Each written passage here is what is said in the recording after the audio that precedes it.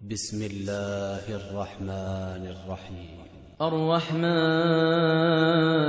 علم القرآن خلق الإنسان علمه البيان الشمس والقمر بحسبان والنجم والشجر يسجدان والسماء رفعها ووضع الميزان ألا تطغوا في الميزان وأقيموا الوزن بالقسط ولا تخسروا الميزان والأرض وضعها للأنام فيها فاكهة والنخل ذات الأكمام والحب ذو العصف والريحان فبأي آلاء ربكما تكذبان خلق الإنسان من صلصال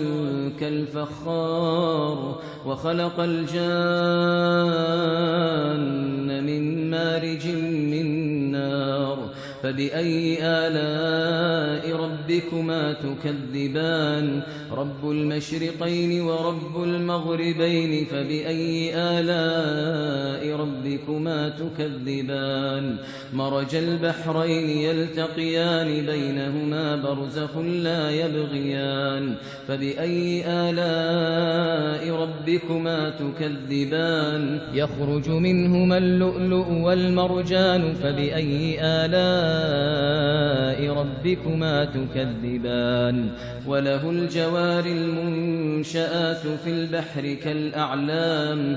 فبأي آلاء ربكما تكذبان كل من عليها فان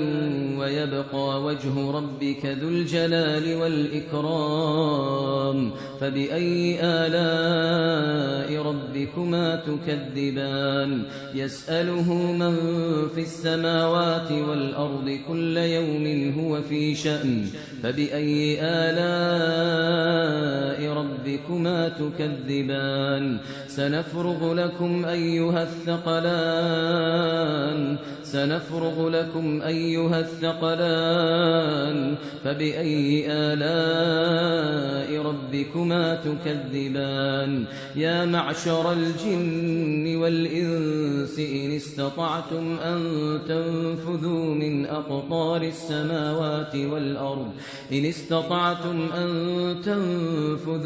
أقطار السماوات والأرض فانفذوا لا تنفذون إلا بسلطان فبأي آلاء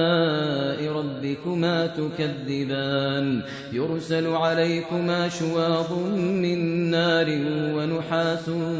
فلا تنتصران فبأي آلاء ربكما تكذبان فإذا انشقت السماء